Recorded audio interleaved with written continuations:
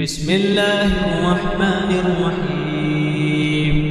الرحمن علم القرآن خلق الإنسان علمه البيان. الشمس والقمر بحسبان والنجم والشجر يسجدان. والسماء رفعها ووضع الميزان ألا تطغوا في الميزان وأقيموا الوزن بالقسط ولا تخسروا الميزان. والأرض وزعها للأنام فيها فاكهة والنخل ذات الأكمام والحب ذو العصف والريحان.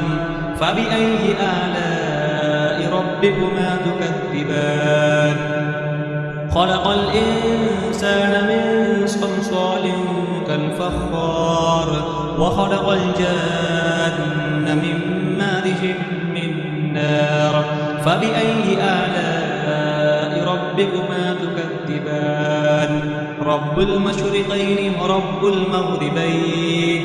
فبأي آلاء ربكما تكذبان؟ مرج البحرين يلتقيان بينهما برزخ لا يبغيان. فبأي آلاء ربكما تكذبان؟ يخرج منهما اللؤلؤ والمرجان.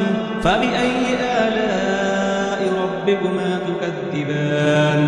وله الجوار المنشآت في البحر كالأعلام.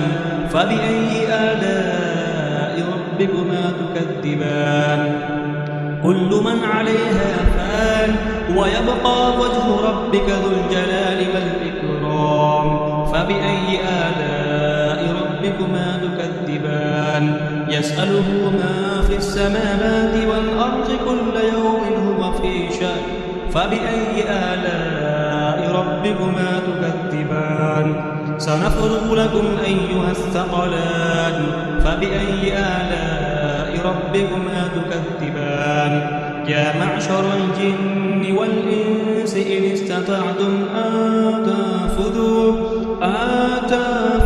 من أقطار السماوات والأرض فانفذوا لا تنفذون إلا بسلطان. فبأي آلاء ربكما تكذبان؟ يرسل عليكما شواظ من نار ونحاس فلا تنتصران. فبأي آلاء ربكما تكذبان؟ وإذا انشقت السماء فكانت وردة كالدهان. فبأي آلاء ربكما تكذبان؟ فيومئذ لا يسأل عن ذنبه إنس ولا جان. فبأي آلاء ربكما تكذبان؟ يعرف المجرمون بسيماهم فيؤخذ بالنباسي والأقدام. فبأي آلاء ربكما تكذبان؟ هذه جهنم التي يكذب بها المجرمون يطوفون بينها وبين حميم آن. فبأي آلاء ربكما تكذبان؟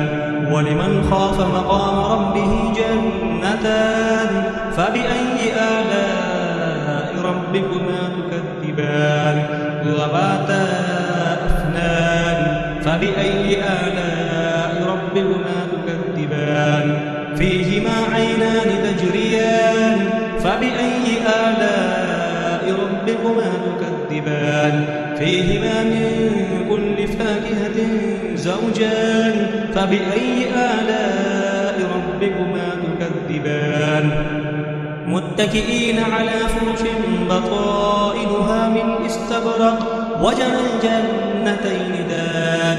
فبأي آلاء ربكما تكذبان؟ فيهن قاصرات الطرف لم يطمثهن إنس قبلهم ولا جان. فبأي آلاء ربكما تكذبان؟ كأنهن الياقوت والمرجان. فبأي آلاء ربكما تكذبان؟ هل جزاء الإحسان إلا الإحسان؟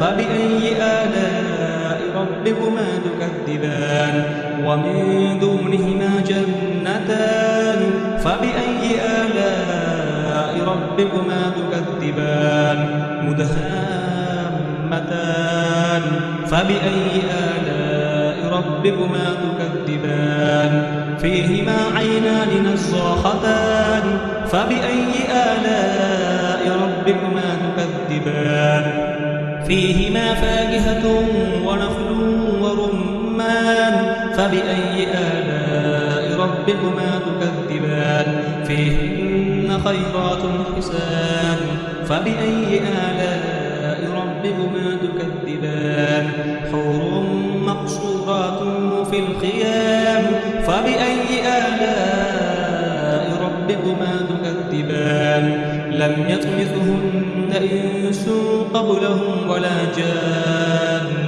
فبأي آلاء ربكما تكذبان متكئين على رفرف خضر وعبقري حسان فبأي آلاء ربكما تكذبان تبارك اسم ربك ذي الجلال والإكرام